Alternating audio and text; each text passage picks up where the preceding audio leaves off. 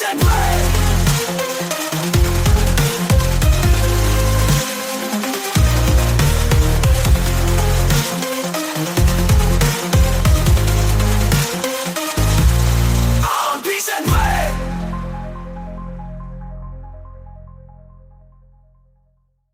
que ça va être un sujet qu'on va avoir besoin de développer, je pense, sur...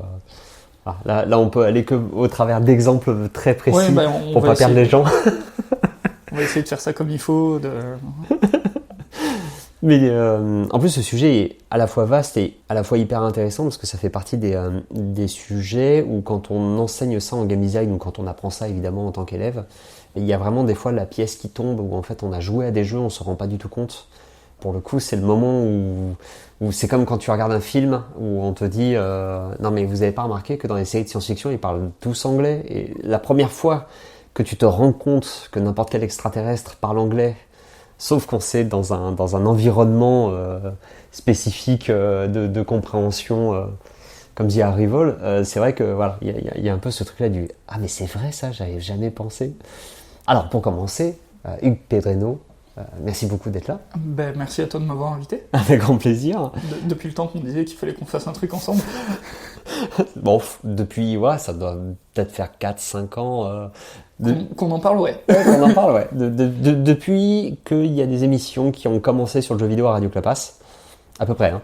Et effectivement, toi, tu interviens en tant que formateur dans pas mal d'endroits, mais pas que. Tu n'es pas que formateur.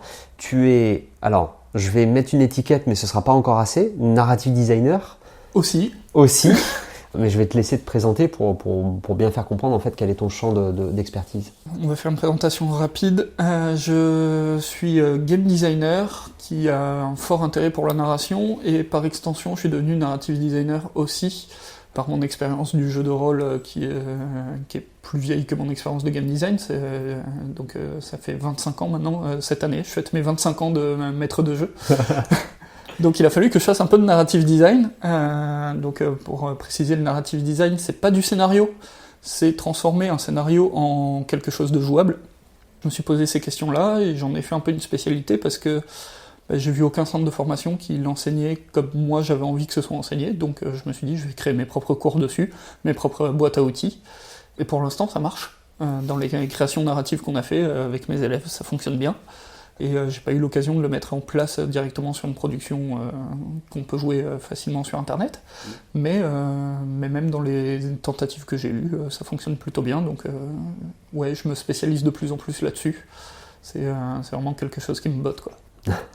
Et donc ça passe forcément par l'analyse de jeu, puisque l'une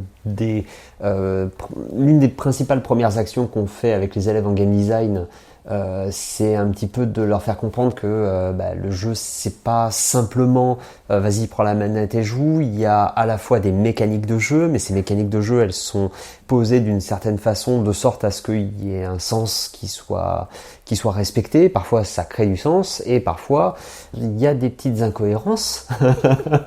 Donc il y a tout un pan de ce que tu fais qui touche à la cohérence. Aujourd'hui, en fait, j'aimerais parler avec toi de sujets où potentiellement il y a des gens qui ont joué à des jeux vidéo même il y a quelques années, parce que des fois il y a des gens qui nous disent qu'ils jouent pas aux jeux vidéo, mais après c'est j'y jouais à l'époque d'eux et ils te sortent que des classiques, évidemment. Ça c'est la grande spécialité. Et l'idée c'était de parler des incohérences acceptées, c'est-à-dire qu'à un moment donné, et nécessaires des fois, c'est-à-dire que dans le jeu vidéo il y a des trucs qui n'ont aucun sens. Sauf quand ils jouent, parce que en fait, si tu enlèves ça, en fait, on n'a plus de fun, quoi. Soit on n'a plus de fun, soit du coup le jeu marche plus du tout. Ouais, c'est ça. C'est en fait déjà le terme d'incohérence lui-même, c'est incohérent par rapport à la vie réelle, mais par contre au sein du jeu, c'est tout à fait cohérent. C'est au sein de l'objet ludique lui-même, ça reste cohérent, et ça marcherait pas dans un autre jeu. Il y a des jeux dans lesquels il y a des incohérences qui fonctionnent au sein du jeu, mais qui ne marcheraient que dans ce jeu-là. Ça, c'est assez intéressant. Et puis, il y a des incohérences qui sont plus générales, qui font partie du vocabulaire, finalement, du jeu vidéo, ou même du jeu de société, qui sont un peu des poncifs qu'on va retrouver, ou qu'on va accepter, parce que ça fait partie du langage, finalement, du joueur et du game designer. Ouais, il y a des grosses conventions qui peuvent exister effectivement. Il y a notamment le fait, dans un jeu de tir à la première personne, quelque chose qui est arrivé au bout d'un moment parce qu'on avait des designers qui en avaient marre des caisses de soins à ramasser par terre. C'est le fait de regagner de la vie quand on s'arrête, quand on se pose. Ouais, c'est ça c'est un truc qu'on trouve dans Call of Duty, dans Halo, qui sont deux énormes licences. Il y en a plein d'autres qui le font, mais effectivement, historiquement, on avait une barre de vie, et puis quand on perdait des points de vie, du coup, on mourait. Mais on pouvait se soigner, soit parce qu'on avait un kit de soins qui traînait quelque part, un kit de soins magique. Globalement, on a pris une balle dans la tête, on trouve un bandage, ça va mieux. Et du coup, dans Call of Duty, dans Halo, ce qu'on retrouve maintenant, c'est je prends des balles, je prends une dizaine de balles, j'aurais dû mourir probablement une dizaine de fois, mais je me cache derrière un mur, j'attends un peu, il y a l'écran qui est rouge autour de moi pour me dire que ça va pas bien, et puis mon personnage respire fort, et puis finalement, en respirant, ça va mieux. L'écran est moins rouge, et puis j'ai tous mes points de vie. Alors je le sais pas, parce qu'il n'y a rien d'autre que l'écran rouge pour me le dire, mais ça va mieux. C'est vraiment au niveau des légendes arthuriennes, quoi. Oui, c'est un peu ça. Je me suis soigné, je me suis fait couper un bras, mais le lendemain je suis à cheval, j'ai mes deux bras et c'est normal, quoi. Il y a un peu le côté hérité notamment du cinéma américain des années 90 avec le héros réganien, c'est-à-dire que vu qu'on est tout seul, on va pas avoir forcément le médic. Je vois Rambo, ouais. Voilà, on joue à Rambo, c'est-à-dire que globalement c'est le one man army. Où potentiellement on se retrouve vraiment seul face à toute une armée, donc forcément on a besoin de cette espèce de convention de pouvoir regagner de la vie. Ouais, c'est ça, en fait il faut survivre.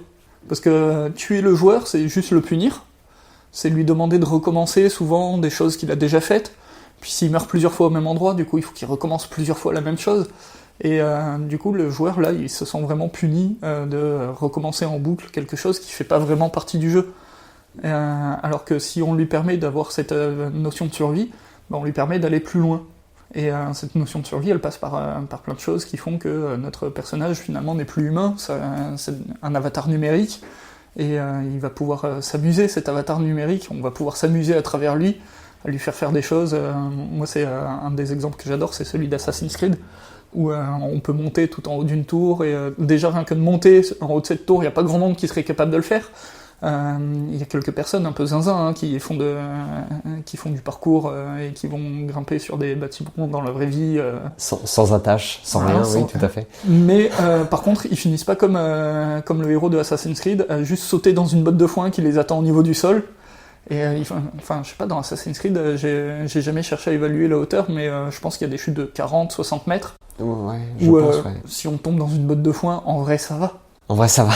Je veux dire, le personnage se relève, il s'époussette un petit peu, et puis c'est un peu le même niveau que le gars qui est trop cool pour regarder les explosions, quoi. Pour moi, ça me fait le même effet. Si il regarde pas l'explosion, il brûle pas. Oui, c'est ça. Mais c'est vrai que ça touche très vite justement sur le fait que d'un coup, dans cet exemple-là, la vie devient une ressource à utiliser comme le reste. Ouais. C'est-à-dire que je vais pousser un peu au-delà de la sécurité de mon avatar pour aller à un endroit, puis ensuite je reviens légèrement en arrière, ou alors au contraire je reste à un endroit un peu sécurisé, je récupère de la vie, et donc il y a vraiment cette logique-là de... C'est ça, on récompense l'aspect tactique du joueur de ose prendre des risques, parce que c'est pas si grave, vu que ça ira mieux. Ouais. C'est ça, c'est de la prise de risque. Alors que dans les jeux plus old school, du coup, on permettait moins ce genre de choses, parce que si tu prenais des risques et que t'étais puni, t'étais sévèrement puni, quoi. Ah oui, notamment à l'époque où il n'y avait pas de sauvegarde, où les sauvegardes...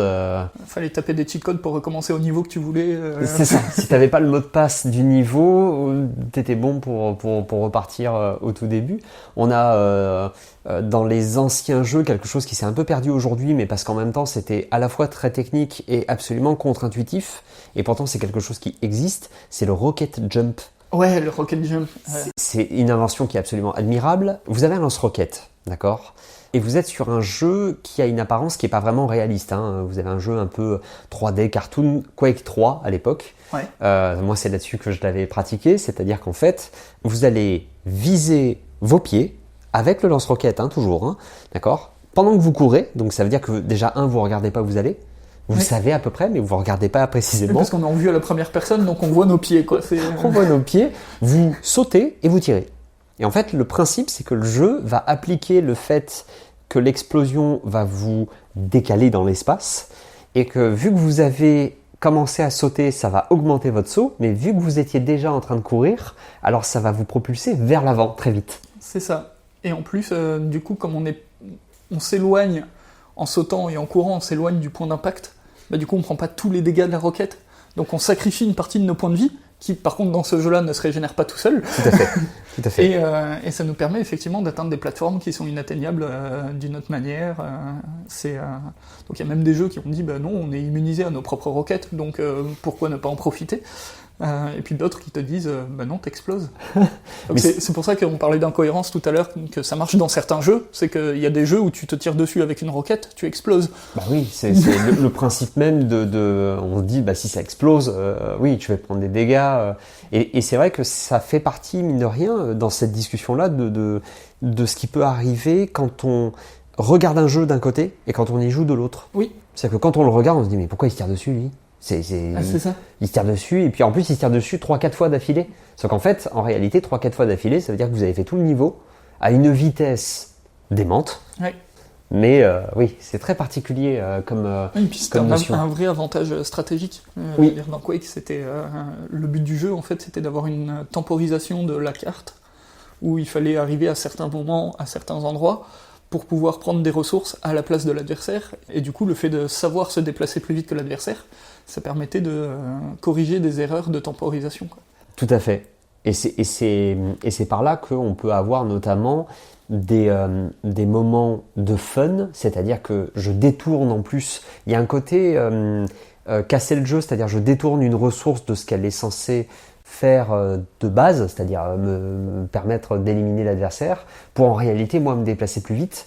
C'est ce qu'on retrouvera bien plus tard dans les Zelda Breath of the Wild, c'est-à-dire avec vraiment le gameplay émergent je prends une ressource, par exemple typiquement le bouclier.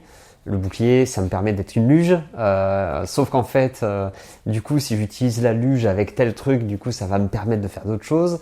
Oui, et puis dans Tears of the Kingdom, le fait de pouvoir mettre le temps en pause, de créer des explosions en boucle, et puis justement avec mon bouclier, de le mettre sous moi, et du coup d'être immunisé au souffle, enfin aux dégâts de l'explosion, mais par contre j'ai quand même le souffle qui va me projeter, et comme j'ai mis en pause, j'ai plusieurs explosions qui vont se cumuler en même temps et toutes se relâcher, et j'ai un souffle plus fort, enfin ça n'a aucun sens. Ça n'a aucun sens. Et pourtant, oui. Oui. Tout le monde le fait dans Tears of the Kingdom, c'est me conseillé de le faire en tout cas pour certaines actions. Et c'est vrai que même sur des sujets qui sont beaucoup moins techniques, il y a certains jeux, si vous enlevez leur convention, et par là j'entends vraiment l'incohérence entre la réalité et le jeu, en fait vous avez pratiquement plus de jeux, c'est Mario Kart. Ouais. Si vous enlevez le fait que dans la physique, normalement, si vous faites du drift, c'est-à-dire du dérapage contrôlé avec un véhicule, vous n'allez pas pouvoir accélérer. C'est pas comme ça que ça marche. Sauf que dans Mario Kart, le fait de drift, ça va vous permettre d'accélérer dans les virages. C'est ça, c'est techniquement, en fait, on ne perd pas de vitesse pendant qu'on drift, et en plus, on charge un espèce de boost qui va nous permettre d'avoir une accélération à la fin du virage quand on va lâcher le drift, et qu'on va prendre la direction qu'on veut. Et en plus, quand on drift, on est plus précis dans la direction finale qu'on va avoir à la fin du virage. Et surtout qu'en plus, pour pouvoir prendre les virages comme il faut, évidemment, votre véhicule peut sauter.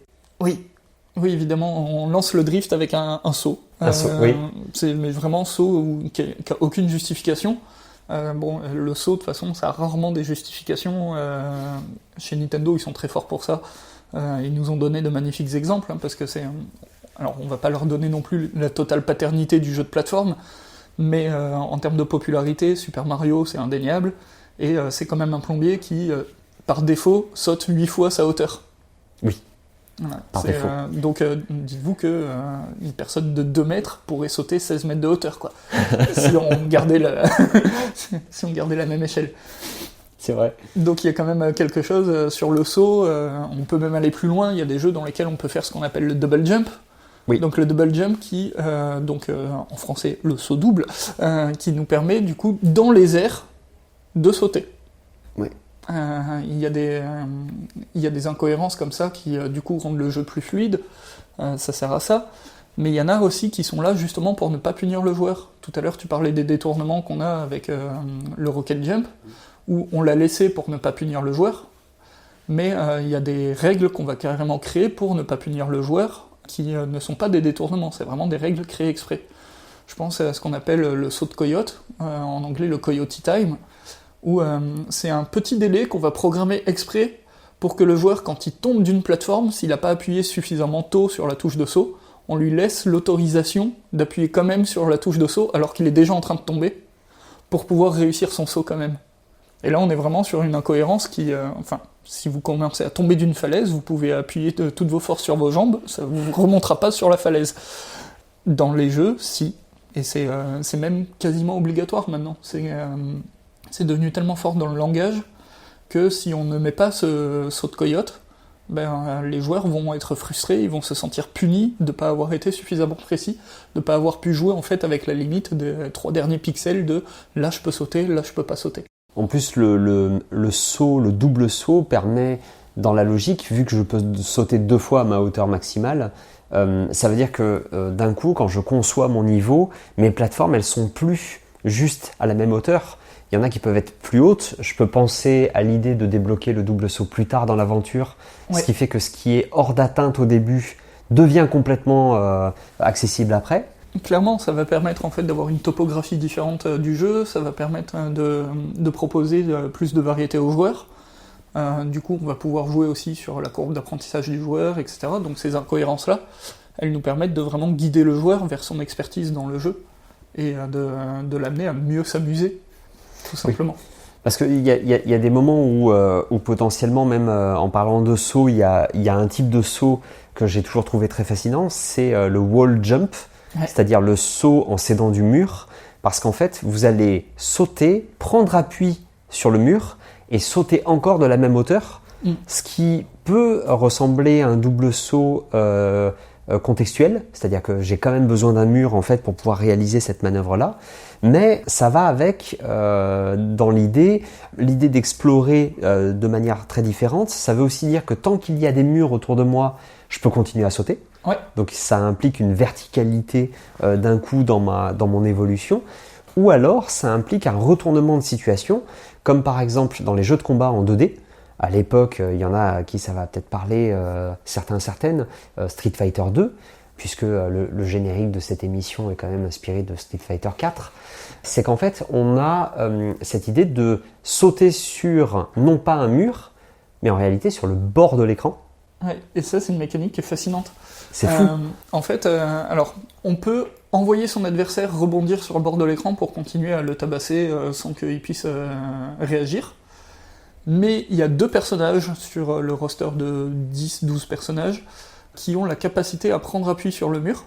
Donc 2 têtes, il me semble qu'ils sont que 2, c'est Chun-Li et Vega dans la version française. Et du coup, eux, ils peuvent carrément prendre appui sur le mur et rebondir pour avoir une hauteur de saut et arriver par le dessus.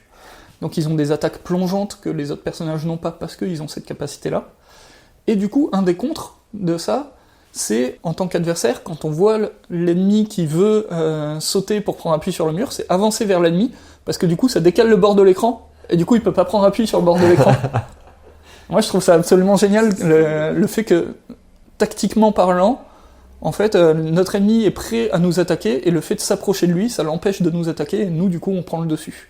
Tout à fait, c'est que en fait, en plus, à ce moment-là des jeux de combat, on est en 2 dimensions avec le scrolling horizontal, c'est-à-dire qu'en fait, on va déplacer la scène à gauche puis à droite, selon comment les 2 personnes combattantes vont se placer.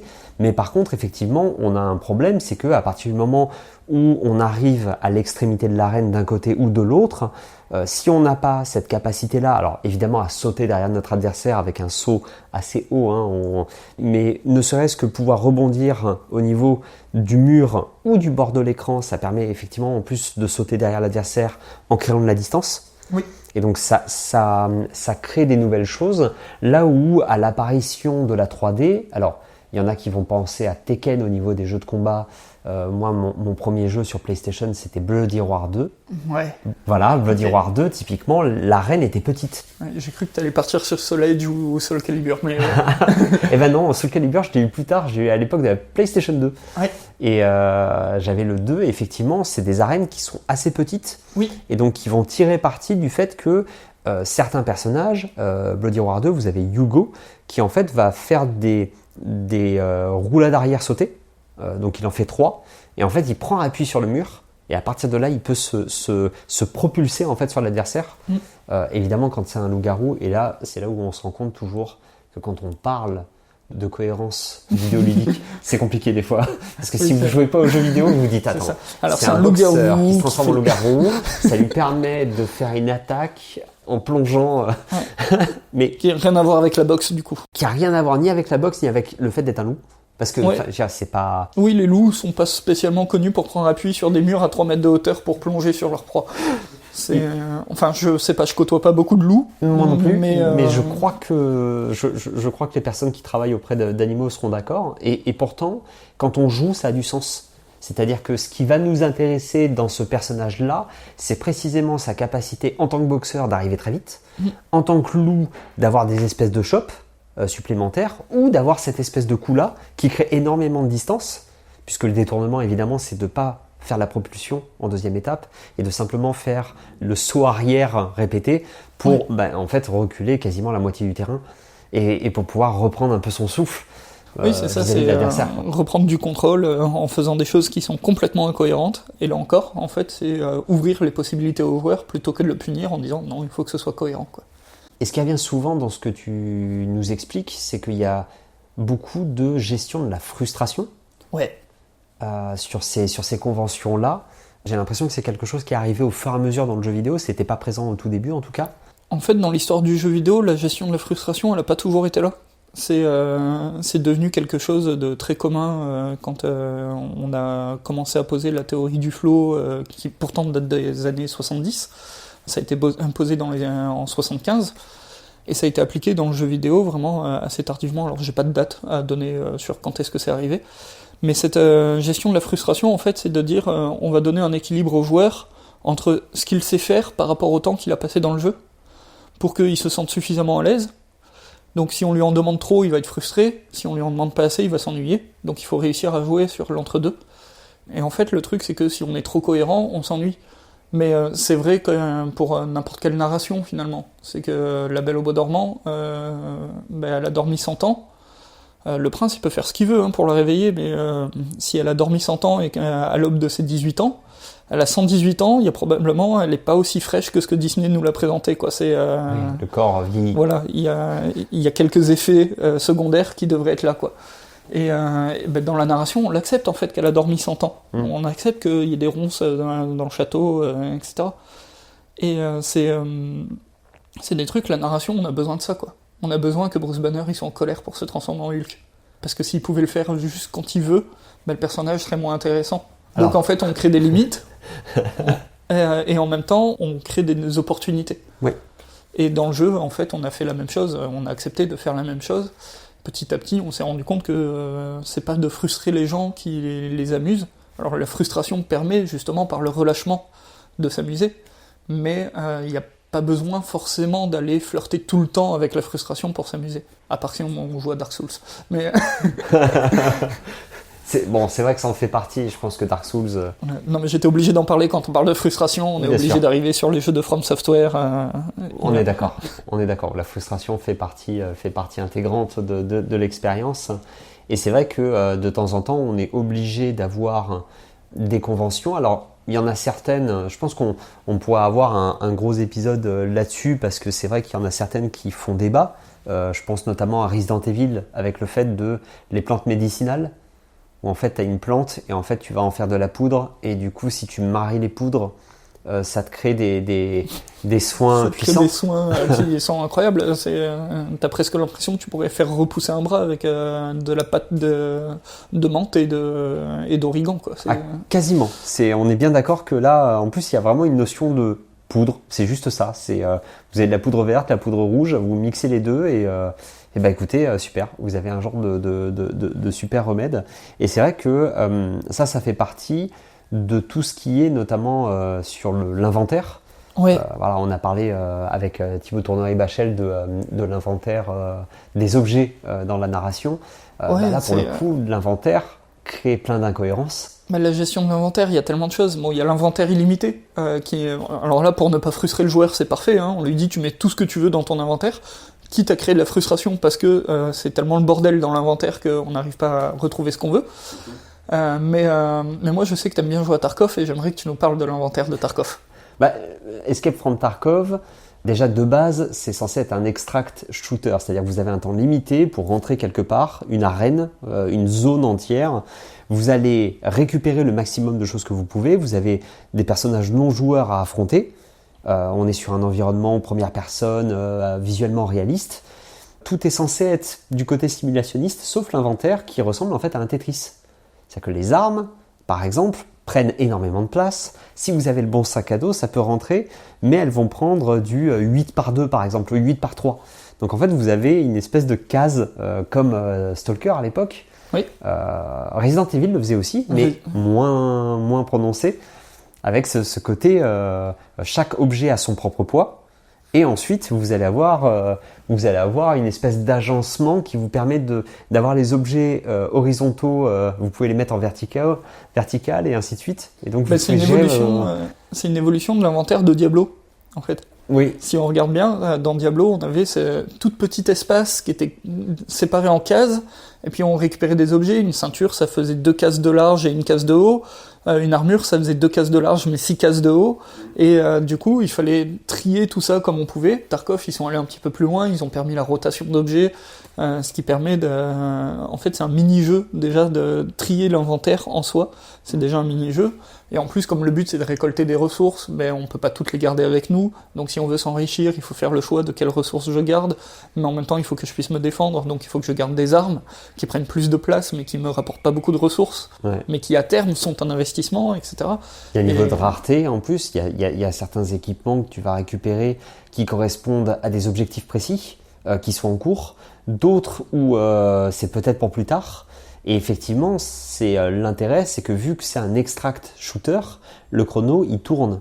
C'est-à-dire que si vous n'êtes pas au point d'extraction, à l'un des points d'extraction à temps, parce que vous êtes fait éliminer ou parce que justement le chrono est épuisé, vous perdez tout, y compris ce que vous avez apporté dans la mission pour pouvoir la réussir. Donc il y a vraiment en plus ce truc-là de faire le Tetris mais vite. Hein, c'est un peu comme quand vous préparez le déménagement, il y en a qui savent, vous faites le camion, vous posez les trucs dans le camion, vous essayez de faire votre Tetris en 3D, sauf que d'un coup, vous savez quand même qu'à 18h, le camion, il faut le rendre. Vous voyez, voilà, quoi. Et là, vous regardez, vous faites « Ah, il est 16h, on va se dépêcher !» Voilà, ça fait un peu cet effet-là. Et le Tetris n'a plus aucun sens. Et le Tetris n'a plus aucun sens, après ça envoie dans le camion. Je pense que là, pour le coup, il y a plein de gens qui voient de quoi on parle. Et c'est vrai que pourtant, cette logique-là, on a quand même le fait de ramasser un objet juste en appuyant sur une touche. Oui. Que l'objet va se stocker lui-même d'une certaine façon. Avec des types qui ont envie de nous tirer dessus pendant qu'on fait ça. Oui. Et nous, on est là genre, non mais je vais prendre le temps de récupérer cette carte graphique. Cette carte graphique. C'est ça. C'est assez intéressant parce que du coup, il y a le décalage entre le côté très réaliste de Tarkov. Je peux pas me soigner comme je veux, pour le coup, c'est pas une caisse médicale. Je compte mes balles. C'est ça. Et à côté de ça, effectivement, quand je regarde dans mon sac à dos, c'est Tetris. Ouais. Et ça, pour le coup, je pense qu'il va falloir qu'on... Et dans le jeu, ça marche. Et dans le jeu, ça marche. Et effectivement, c'est pour ça que c'est un truc qu'on dit souvent dans cette émission, c'est que pour mieux comprendre le jeu vidéo, c'est quelque chose qu'il faut jouer, qu'il faut expérimenter soi-même. Parce que si vous le regardez de l'extérieur, il y a des choses qui vont vous paraître incohérentes. Alors qu'en réalité, si jamais vous faites ne serait-ce que l'expérience de penser, d'enlever cette chose incohérente, potentiellement, vous perdez tout l'intérêt du jeu. Oui, tout s'écroule. C'est Mario Kart où on peut pas drift, c'est-à-dire essayez, faites un tour de circuit si vous l'avez, sur Switch notamment, Switch 2. Voilà, faites un tour de kart sans drift, on va s'ennuyer un petit peu, quoi. En tout cas, merci beaucoup Hugues. Je pense que... Bah, c'était chouette. On a encore plein de choses à dire, mais Ah oui, on verra plus tard. Je pense qu'entre toi et peut-être Thibaut Tournery-Bachel, il y a peut-être quelque chose à faire autour de la cohérence ludonarrative. Oui. Où on va parler de plein de trucs. Je connais pas encore Thibaut, mais je sais que j'ai plein de choses à lui dire. Bon, je pense que ça va être de parler de comment est-ce qu'on met en place cette cohérence-là. Parce que mine de rien, là, on a parlé des choses qui étaient acceptées, mais mine de rien, ça ne se met pas en place comme ça Oui. au hasard. Et du coup, pour le coup, ça peut être extrêmement intéressant. En tout cas, merci beaucoup, Hugues. Merci à toi. Écoutez, très bonne journée à toutes et à tous. Et puis à bientôt pour un prochain épisode.